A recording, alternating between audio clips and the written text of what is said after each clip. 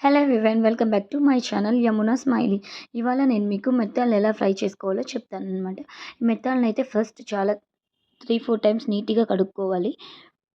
చక్కగా వాష్ చేసుకున్న తర్వాత అందులో నుంచి వాటర్ అంతా ఫిల్టర్ చేసేయాలి. బాగా ఫిల్టర్ అయింది అనుకున్నప్పుడు మనం దాన్ని ఒక కడాయిలో బౌల్లోకి మార్చేసుకొని ఆ బౌల్లో కొంచెం సాల్ట్, ఉప్పు, చిల్లీ పౌడర్ వేసుకోవాలి. చూడండి, కడిగితే ఇంత నీట్‌గా ఉండాలి. మెత్తలనేవి చాలా క్లీన్‌గా ఉండాలి. సో, అందువల్లే 4, 5 సార్లు కడగాలనమాట. సో, ఇప్పుడు కొంచెం చిటికెడు పసుపేసాము. అలాగే కారం ఒక 4 స్పూన్స్ ఏసాను నేనైతే. మీకు కారం ఎంత కావాలో దాన్ని బట్టి వేసుకోండి. కారం అయితే ఎక్కువ పడుతుంది మెత్తళ్ళకి. తర్వాత సాల్ట్ కొద్దిగా వేసుకోండి. ఎందుకంటే ఈ చేపలకి కొంచెం సాల్ట్ అనేది తక్కువే పడుతుంది. ఎక్కువైతే కసిమైపోయే ఛాన్సెస్ అయితే ఉంటుంది. మా అత్తమ్మ కలుపుతున్నారు. అలా బాగా మిక్స్ చేసుకోవాలనమాట. మిక్స్ చేసుకుంటేనే ఆ మెత్తళ్ళకి బాగా పడుతుందనమాట ఉప్పు, కారం అనేది.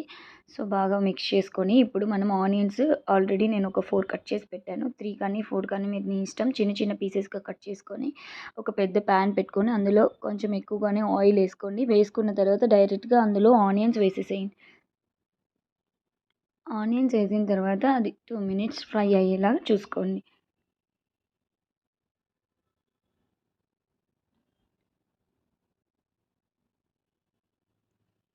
అలా ఫ్రై అయిన తర్వాత ఇప్పుడు మనం ఊరబెట్టిన మెత్తాల్ని కూడా ఇలా వేసేస్తున్నాం.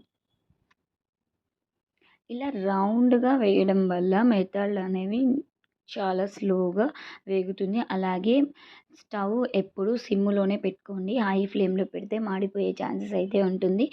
ఇది చాలా స్లో ప్రాసెస్, బట్ టేస్ట్ అయితే బావుంటుంది. మీడియం స్లోలోనే పెట్టేసి కడాయిని అప్పుడప్పుడు అలా తిప్పుతూ చుట్టూ పరిచారంటే అది బాగా రోస్ట్ అవుతుంది. సో, ఆ రోస్ట్ అయిన తర్వాత మీకు తినడానికి చాలా రుచిగా, టేస్టీగా ఉంటుంది. సో, అప్పుడప్పుడు మీరు అలా కడాయి స్లోలో పెట్టేసి కూడా ఎళ్లి వేరే పని చేసుకోవచ్చు. అప్పుడప్పుడు దాన్ని కలబెడుతూ ఉంటే కూడా చాలు. సో, ఇలా చేయడం తర్వాత ఒక 10, 15 మినిట్స్ లేదా అది ఎంత రోస్ట్ అవ్వాలనుకుంటే మీరు ఒకసారి రుచిని బట్టి మీరు రోస్ట్ చేసుకోండి. లేదు మాకు ఇలాగే ఉందంటే మీరు అలాగే కూడా పెట్టేసుకోండి. చూసారు కదండీ! ఎంతో టేస్టీ అయిన మెత్తల ఫ్రై రెడీ అయిపోయింది. Thank you so much.